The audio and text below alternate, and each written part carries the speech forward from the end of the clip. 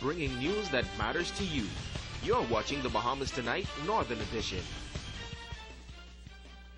Welcome back. The controversy brewing within the Grand Bahama Christian Council came to a head last night as members of the executive team came together in a public meeting that became quite heated at times. At the end of the night, all positions were dissolved, and now new elections are expected within a couple of weeks. Bishop Antican, past president of the Grand Bahama Christian Council, I do move that the whole executive board be dissolved. And it was that motion that led the majority of financial churches to dissolve the council. For weeks, the president of the Grand Bahama Christian Council and his 12 executives have been at odds over allegations of inappropriate behavior against the president. During Tuesday night's meeting, police officers were on standby inside and outside the church. There were many interruptions, and police were kept busy as there were 3 near physical fights on the outside and 2 on the inside. But during a short address, the former president, Keith Meadows, vowed to clear his name, adding that it is pathetic and unfortunate that some would go to any extent to destroy a brother. It is unfortunate how believers would join forces with darkness to help to pull down another brother. For false witness, the Bible says, have risen up against me, and such as breed out cruelty. But as I stand here tonight, I can assure you, my brothers and sisters, that I will do everything in my power to clear my name. And police were kept busy as there were 3 near physical fights on the outside and 2 on the inside. But for almost an hour, the council's president, Reverend Keith Meadows, ordered that the members of the media vacate the building. Police were then called in, and this did not sit well with members of the media. In a non-general meeting, only financial day members is eligible to be here. Let's have a roll call, and we'll all leave. I will be the last one to leave. I agree. Only financial members is allowed to be here. Let's have a roll call. Let's have a roll call.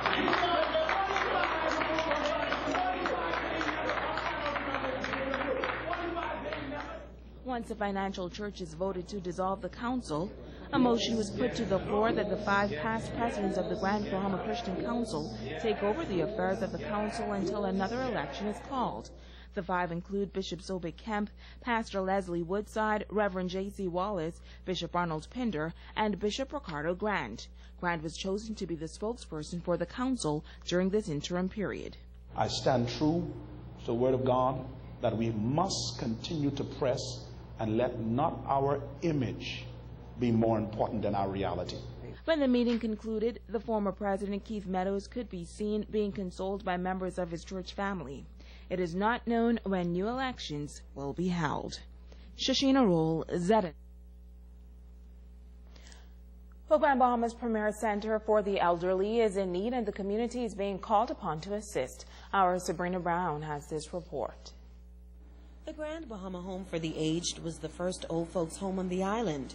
Founder Agatha Thompson says the facility is a ray of hope in the community and has been meeting the needs of the elderly since opening its doors over 24 years ago. We weren't open, really, when we were forced. The police brought someone to us that was being beaten, eating out of garbage and wandering around the place, brought to us before we were even open.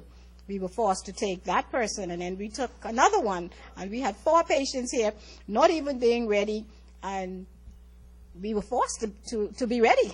You know, I was bringing bags from home with a little this and a little that. The home currently has 12 residents, and Thompson says it costs over $200,000 to operate the center annually. In addition to the $30,000 government grant, Thompson says they depend on donations. She says the home is facing challenges, and she's once again appealing to the public for help. We have experienced some plumbing problems, which led us to a huge water bill.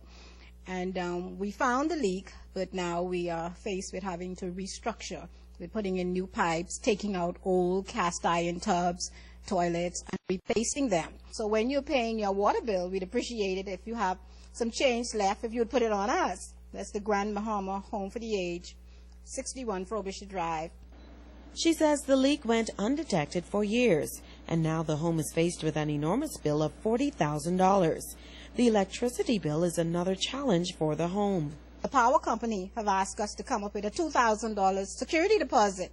After 25 years, they would like for us to demanded that we make a $2,000 security deposit. So when you're paying your power bill as well, on top of a huge power bill, we now have to pay this $2,000 security deposit. We also have, like any home, we have mortgages, we have salaries, we have the maintenance, which is really a huge payout. BTC has donated $1,500 and has committed to a professional workday at the geriatric center.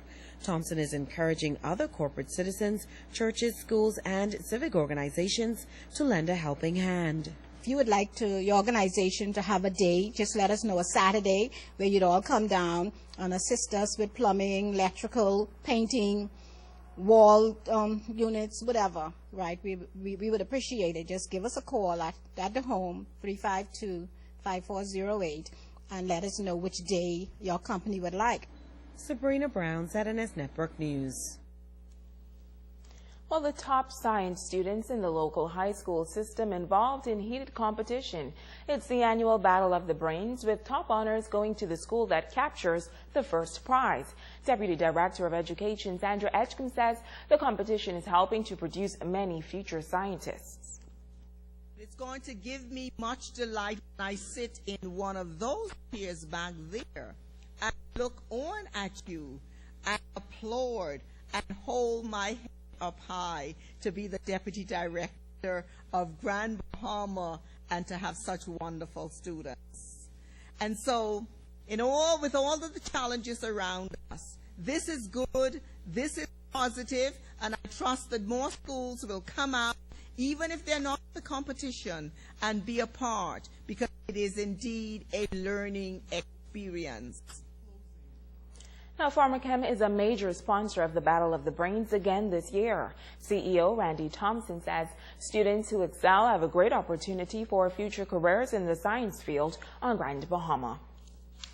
Thank all of the who have worked hard to prepare their students, and of course our incredibly talented young men and women will use this forum to demonstrate to our society that they certainly have what it takes to become the great leaders of tomorrow.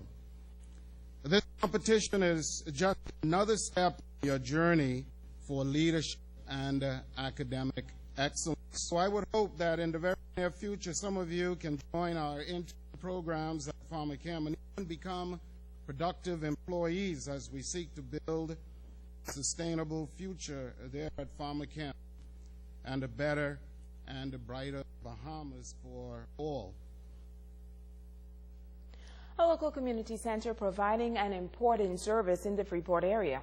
And tonight, the administrator is expressing gratitude to those who continue to invest in its many programs. Megan Shepard has this story. Center Administrator Christine Sands-Bean says that thanks to the generosity of the City of Freeport Council, the community center is able to offer a number of hands-on and fun programs to both adults and students. Bean says the center caters up to 150 kids on a daily basis, while about 50 adults take advantage of the evening activities. We offer a total of 8 after-school programs here at the center, which encompass homework assistance, computer, arts and crafts, sewing, karate, tennis, basketball, and etiquette. For the adults, we offer arts and crafts, and we also offer computer and sewing. And all of these programs are very well utilized by students and adults throughout the community.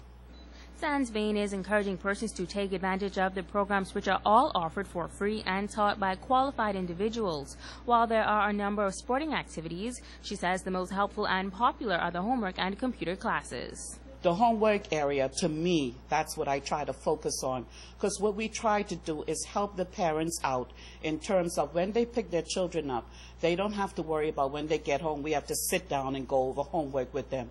We have qualified teachers and instructors who teach in the school system, and they come here in the evening, and they're paid a stipend by the City of Freeport Council, and I'd like to also mention that all the programs here are free. Sands-Bain is also noting that students will be in a safe and clean environment, as the City of Freeport Council recently spent thousands of dollars on a number of upgrades to ensure that the students have the best facilities possible. We have recently went under extensive renovation as in the interior as well as the exterior of the building. We spent almost $20,000 to have the tennis court resurfaced. The whole building, we put down new tiles. All the interiors were painted, and the outside too was upgraded in terms of the landscape and planting. Students are welcomed between 3:30 and 5:30, while adult classes run from 6 p.m. to 8 p.m. Megan Shepard, ZNS Network News. PGCSE English Literature students got a lesson in classic Bahamian folktale yesterday from noted author Patricia Clinton Michaelis. During her presentation at the Sir Charles Hayward Library, the author of 18 books told students that there are many unique components that sets Bahamian stories apart, from riddles to songs. When the pond plunga plunga meaty sea crab plunga plunga meaty golin plunga plunga. Tell them about something that they can be very proud of, that is very Bahamian, because at this stage in our history I think it is something they need to have affirmed for them, that we're more than just sun, sand and sea, but we have some fascinating traditions that other people find very valuable, but we haven't brought them forward as much as we need to our children. In the end, students accepted folklore as an important part of Bahamian culture. Now they want to see it brought to the forefront. Our history is very versatile and it spreads all over the world, but again it's unique, and the uniqueness is within the folktale stories that she has presented with us. Bahamian culture is very versatile and you find it all over the world, and the culture is very unique in the Bahamas especially, and I appreciate how Patricia Clinton brings it out inside of all of her books that she's writing. I'm not taking the PGCSE this year, but this has really opened my mind to realize that the Bahamas has a culture that's really not monopolized to here exactly, but spreads all throughout the world. In places you would think Missouri, Louisiana, we have similar traits, and I intend to spread this with my class to make them realize that this treasure of our literature goes so unnoticed, and so it's really not given enough recognition. Hey, congratulations to your son. Great Yes. job he did today. Yes. Got all of his talent from his mother. Yes. Congratulations, Jaden. Stay with us. The Bahamas Tonight continues right after this.